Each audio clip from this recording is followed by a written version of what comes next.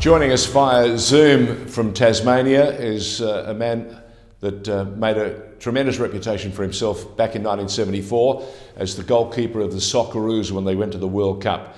He's a former member of the FFA. These days he resides in Tasmania and occasionally travels, when he's allowed to other parts of the country to watch the game played. Jack Reilly, welcome to The Informer. Thanks very much indeed, George. It's a pleasure to be with you. What have you made of the last few weeks, the last few months, and what have you made about that outstanding decision by FIFA to award Australia and New Zealand the World Cup of 2023? George, it just shows what can be done in football. The basic fact of life at this time around, there was no more than $4.9 million spent, and we have got the Women's World Cup, which will be a phenomenal sport for everybody to watch in 2023. And that is done, and we win it. As I say, with that expenditure, we spent $50 million on our World Cup bid, and we got one vote. I think maybe we've learned a little bit over the last few years. Jack, are you expecting a legacy from this tournament? What are you expecting from it? What will it bring for the code down under? I think this is the opportunity for the game to fix itself, George. There's no doubt in the world about that. We know that we're going to have the World Cup, Women's World Cup here in 2023. We have got 3 years to plan for it.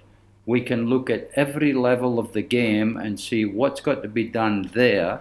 And right now, as soon as we know when the games are going to be, the dates and everything else, that's when we should start selling the tickets so that the money flows back through the game and is put to use in the right manner to deliver on a program that hopefully will come from the discussions that the FFA are going to have with the public over the next short period of time. But we've heard all of that before. I mean, I've got in front of me here the government framework for Football Federation Australia. That was the document that David Gallop put on the table within a week of coming into the game. As you can see, my writing is all over it. Was never allowed to be debated. That's what we've got to do now. No point in having the discussions.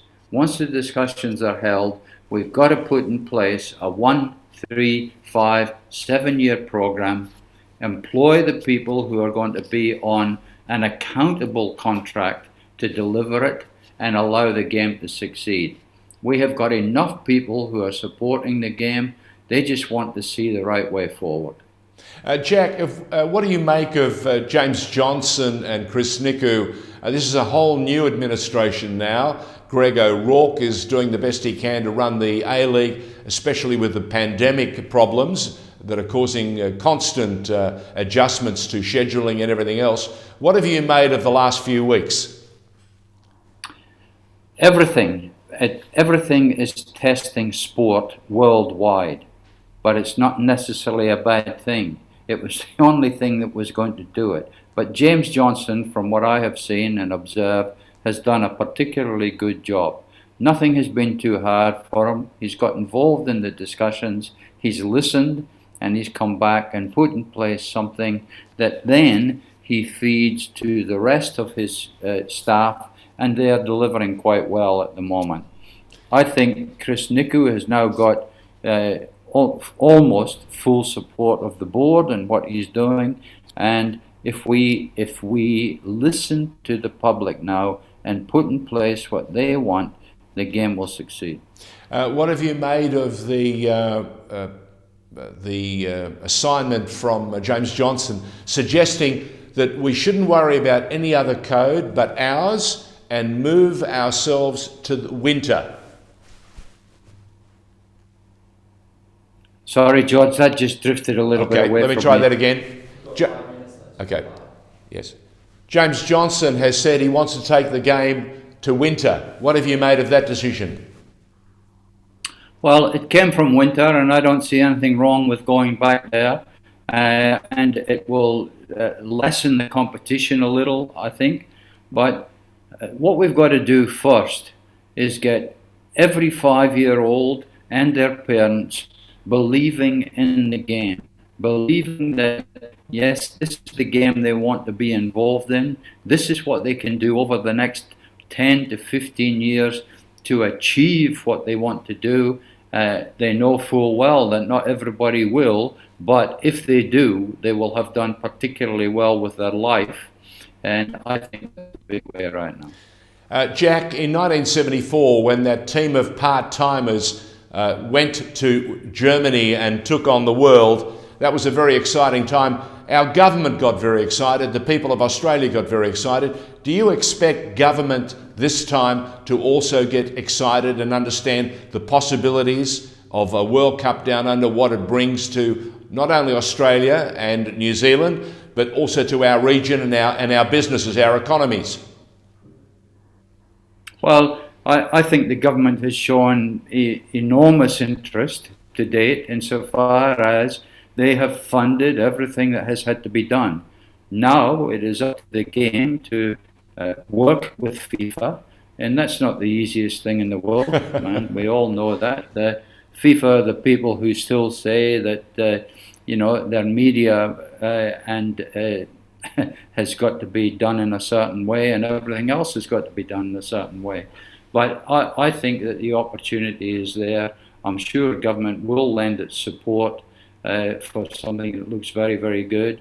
And the ladies are doing particularly well. Have we seen the numbers who are finding their way into the top divisions in the game? I think it's fantastic. And it is a great message. And another announcement today from another one of our Matildas, Lydia Williams is off to Arsenal to follow Yes. Steph Catley. Very, very, very good. Very good. And, Arsenal, they've got the best ground in the world as far as I'm concerned. It's absolutely beautiful. It's like walking into a palace. Ah, fantastic stuff. Well, it augurs well. Jack, what I'd love to do is have access to you over the next few months to keep abreast of the changes that are happening to the game and if the game is staying on course. Will you accept to come back and talk to us again? I would be delighted to, George, and I would be very much in favour of people letting you know exactly what they think should be getting done within the game, so that the game can now put in place a structure that will allow it to succeed in the manner that it should. I'm a firm believer that it can, but don't forget, Frank Lowy had a 20-year program. FIFA came here with a FIFA Congress report that recommended 15 more committees. We're already over-governed by self-interest. And now we have got the FFA coming out with 11 points that have been there for the last 16 years. And we have an A-League that has already cost the owners in excess of 400 million. And George, the figure that everybody loses sight of, since the A-League was formed, every level of the game, if you look at the expenditure and what it has come to, the game has spent in that period of time $4.32 billion. What has been the outcome? That's what we have got to start measuring. What are we getting for what we put into the game, and how do we do better? Jack, you've left us with much to think about. Thank you very much. Jack Reilly joining us on The Informer. My pleasure. Thank you.